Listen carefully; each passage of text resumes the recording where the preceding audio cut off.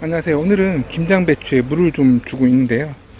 올해 유달리 비가 많이 와가지고 물이 거의 없었어요. 그렇지만 저희 집 같은 경우에는 지금 일주일 넘게 비가 오지 않고 있고, 주말에 비가 온다고는 하는데 오늘도 흐리고 비가 올 수도 있다고 했는데도 불구하고 이렇게 햇빛이 쨍쨍하게 띄고 있거든요.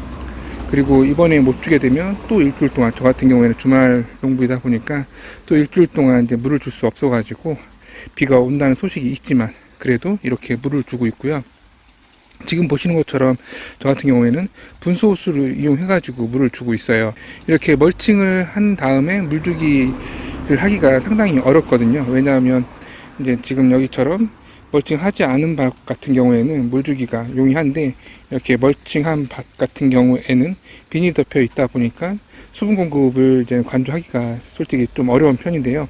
그래서 이제 비닐 멀칭을 하기 전에 안에다가 점적이라든지 이런 것들을 깔아가지고 물을 주면 좋은데, 점적호스를 깔기 위해서는 이제 비닐 멀칭을 하기 전에 깔았어야 되는데, 보통 이제 저 같은 경우는 그렇게 하지 않고 이렇게 분소호스라든지 아니면 스프링클러를 이용해서 노지에서 김장배추를 키워주는 편입니다.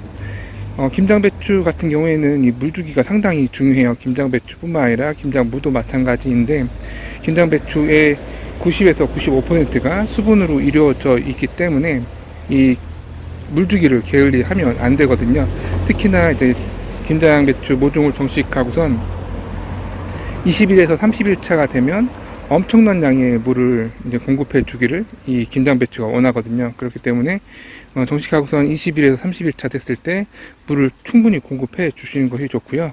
이후에 이제 30일 차에서 40일 차가 되면 그때부터 이제 왕성하게 결구를 하기 때문에, 그때 이제 충분한 옷거름이라든지 이제 봄밭을 만들 때 거름을 많이 넣지 못했다고 한다면 그 시기에 옷거름을 주거나 옷거름 플러스 이 물주기를 꾸준히 해 주셔야 됩니다.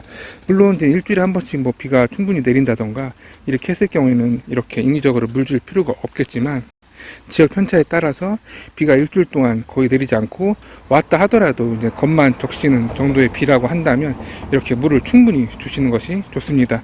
아마도 이렇게 물을 충분히 주고 나면 지금 이렇게 김장배추 상태가 이 정도인데요.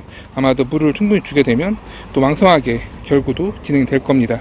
분소수로 이제 물을 주게 되면 좋은 점이, 이제 관주를 했을 경우에는 이제 흙으로만, 이제 뿌리 쪽으로만 이제 물이 공급되지만, 이렇게 분소수라든지 스프링클러를 이용해서 물을 줄 경우에는 입쪽에도 옆면에도 이제 물을 충분히 적셔 줄 수 있기 때문에 그런 장점이 있습니다.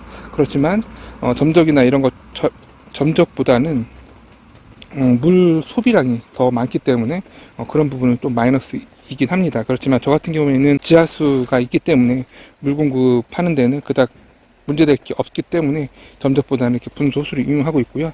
그렇지만 이제 지하수가 아니라 상수도를 이용할 경우에는 이 분소수 같은 경우는 물 소비량이 상당히 많기 때문에 좀 더 고민을 해 보신 다음에 진행해 주시는 것이 좋고요. 가장 좋은 방법은 이제 지하수가 아니라 상하수도일 경우에는 물을 최대한 절약하기 위해서 비닐 멀칭을 하기 전에 점적을 하는 것이 오히려 좋은 판단이 될 수도 있습니다.